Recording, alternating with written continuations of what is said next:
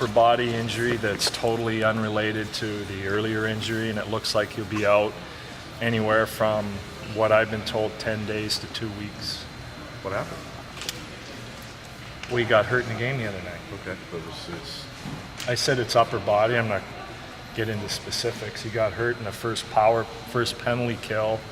He left the ice for a bit, and then he felt okay. And then as the game went on, well, not so much. He played regular in the game, and I didn't even think about it until I got the email yesterday that he was going to be out 10 days to 2 weeks. So he's plugged Tyler back into that line then? Yeah, that's what you saw today, and we'll probably call somebody up. The spacing between games this week, Ron, an opportunity to work on a few things that you've not had opportunity to do the last couple of weeks? Yeah, well, I mean, we're not playing. We've had these little 3-game and 4 nights piled on top of ourselves, so we've still managed to work on some things, but at the same time, we probably practiced too hard on Friday after the Wednesday, Thursday games, and it probably had a result in how flat we were against the Bruins. So be able to manage our ice time and practice time a little better with the schedule we have this week. Ron, what you know from Luke from the time he was a rookie and the practice and the work ethic he has, do you feel that there's a very good chance he's going to recover really well from being sat out? Yeah, for sure. He sat out a couple games, I believe, his second year when it wasn't going well, and I mean, this is just a chance to. We had been playing a lot of games, and he had lost his grip, I guess, and like we did with Mike Komisarek, sometimes sitting out watching a game from the press box with an assistant coach and seeing some of the plays that are there and how easy it is, enable them to kind of reset and get out there with a fresh approach. You expect him then to go back to Yeah, he'll be in. That practice mentality that he has, he always seems to be the first one on, last one off. Is that one of those things that really kind of gauge the type of kid he can be and maybe be able to get through stroke? Yeah, but you've gotta be relaxed when you go into the game, and having seen the game from a different perspective, it'll allow him to, and maybe before the game, to prepare himself mentally a little bit differently than he has been. Not worrying about making mistakes or what's going to go wrong next, instead of just going out there, keeping the game simple and making positive steps. Ron, have you sensed Nikolai Kuhlman might be pressing, or is it just kind of puck luck kind of thing? Well,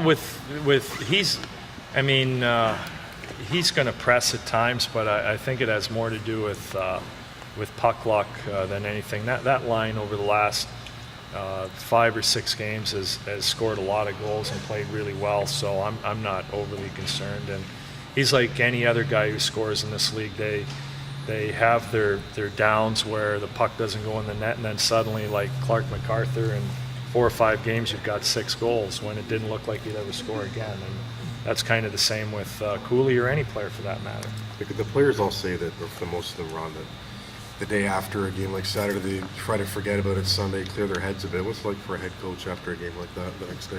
But that's always hard. You don't want to lose a game like that. That's a major fine. Does the league has rules. I'm not allowed to tweet, for example, on game days, so I follow that.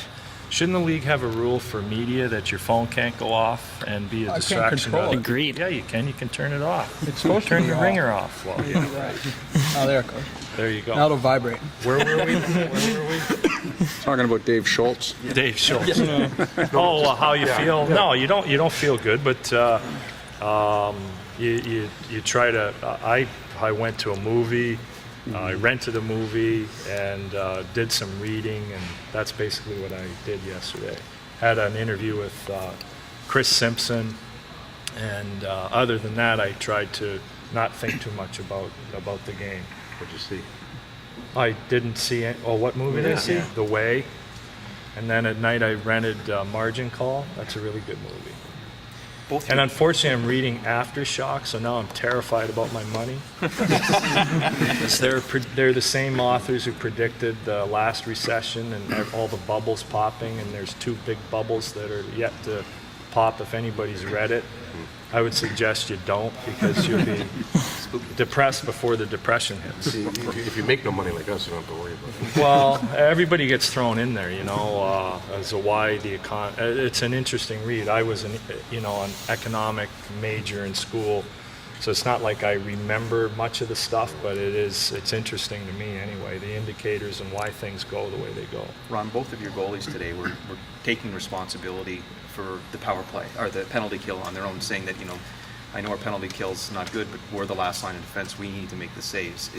Do the goalies need to take a little more as far as what is going on with the penalty kill this year? No, I mean, I don't know if we can work on it any more than we do, and sometimes we might be working on it too much, and our focus is on not screwing up, and therefore you do. So the other night, that was a stoppable goal, and Ben read the play wrong. He thought there was a guy in the slot, and there wasn't. So we've just got to overcome some of the mental mistakes we've been making. That was the only scoring chance they had on that power play, a minute and a half in, and it ended up in your net. And you're not going to have power plays or penalty killing situations where you're not going to give up a scoring chance. So, but that being said, it's something that we're focused on, both parts of our special teams. We're working on it ad nauseum, watching countless video, and at some point it's all going to click in, I hope. When you mentioned that, the